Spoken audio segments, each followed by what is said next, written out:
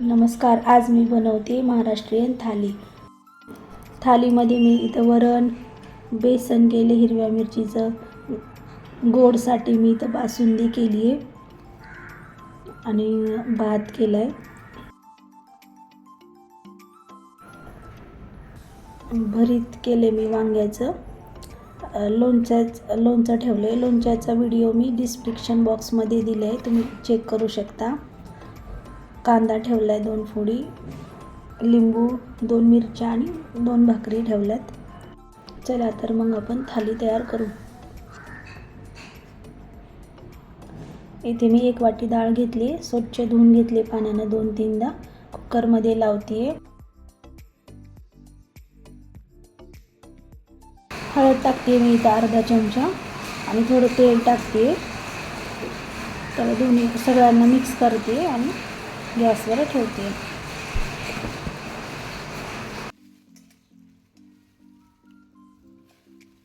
तीन शिट्ट्या मी फुल गॅसवरती ठेवल्यात आणि 1 शिट्टी मी बारीक गॅसवरती केल्या.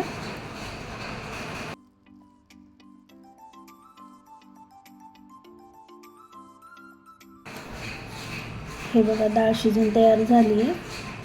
हे बघा कशी झाली आहे बघा, येलो कलर आला मस्त. मीठ टाकले मी 1 चमचा.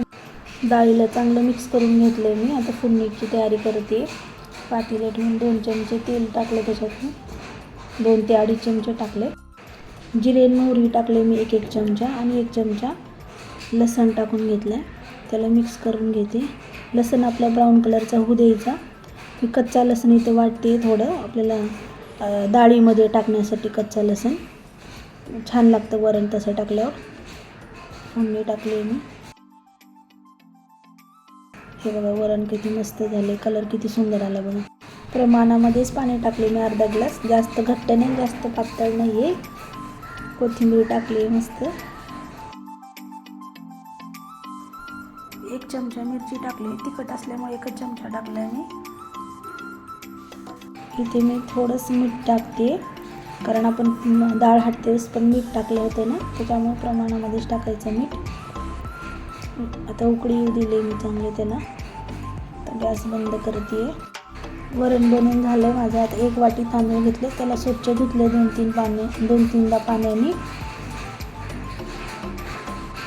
आणि अर्धा चमचा फक्त मीठ टाकते मी त्याच्यामध्ये. मिक्स करून गॅसवर ठेवले मी. हाताला मी ते शिजवायला ठेवले. आता मी बेसनची तयारी करते. 2 ते 3 चमचे मी तेल टाकले. जिरे मोहरी टाकते 1 चमचा. लसण टाकलं मी ते 2 चमचे, म्हणजे मोठ्या चमच्यामध्येच मी काढून घेतला होता. 2 चमचे लसण टाकलं. त्याला चांगलं ब्राऊन होऊ देते. त्याच्यामध्ये मी हळद टाकली 1 चमचा आणि इथे मी हिरव्या मिरचीचा ठेचा टाकला आहे. तिखट असल्यामुळे मी 1 चमचा टाकला हिरव्या मिरचीचा ठेचा. चांगलं सगळं मिक्स करून घेते. पाणी टाकले मी त्याच्यामध्ये 2 ग्लास पाणी टाकले मी. बारीक चिरलेली कोथिंबीर टाकली. 1 ते 1.5 चमचा मी मीठ टाकले. बेसनला थोडं मीठ आणि मिरची थोडं जास्तच टाकायचं, कारण पीठ टाकल्यानंतर आपण त्याची मीठ आणि मिरची थोडं कमी पडतं, त्याच्यामुळे थोडं प्रमाणामध्ये टाकून द्यायचं. आणि तर बेसन पीठ घेतले, 1च वाटी टाकते मी बेसन पीठ आणि त्याला चांगलं फेटते. त्याच्या गाठी वगैरे सगळं फोडून घेते मी बेसनच्या. मिक्स करते पूर्ण असं. त्याचे जे गोळे आले त्याला फोडून घेते चांगलं आणि त्याच्यावर ताट झाकून ठेवते. त्यामुळे ते गोळे असतात ना आपले, झाकल्यामुळे फुटून जातात. बेसनला चांगले शिजू दिले मी. चला आता वांग्याचं भरीत बनवूया. वांग्याला चांगलं असं चाकूने मी त्याच्यामध्ये छेद करून घेतले, ज्यामुळे की आपली गॅसवर ठेवल्यानंतर वाफ पूर्ण आतमध्ये जावं म्हणून. आणि वांगे आपण छान भाजून घेऊ. वांगे असे मस्त भाजून घ्यायचे. सगळे वांगे भाजलेत मी. आता वांग्याचे देठ काढून घेते आता आणि त्याची साल काढून घेते.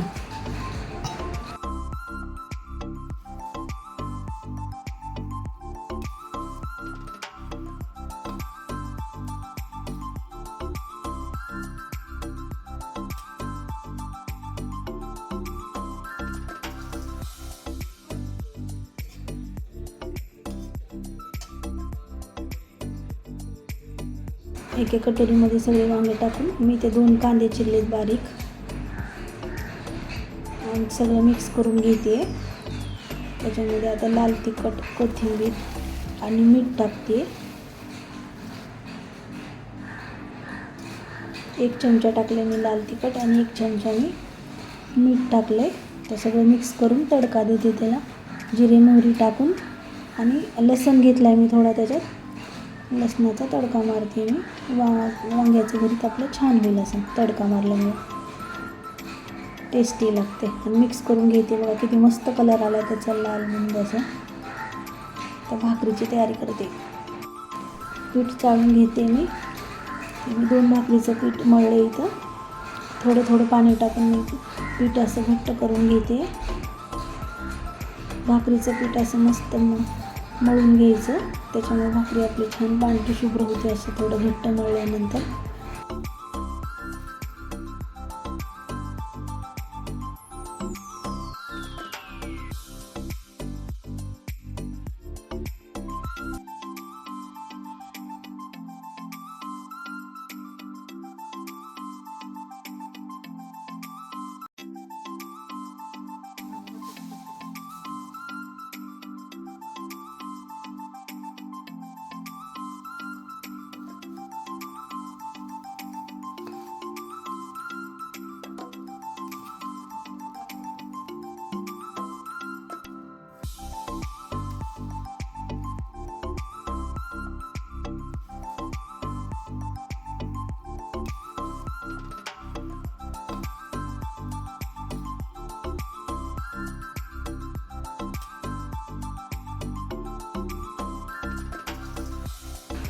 भाकरी मी गॅसवर भाजून घेते.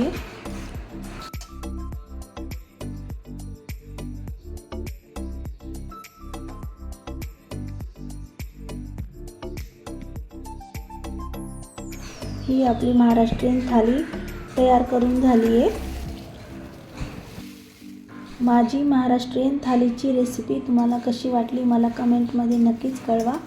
माझ्या चॅनलला लाईक, शेअर आणि सबस्क्राईब करायचं विसरू नका.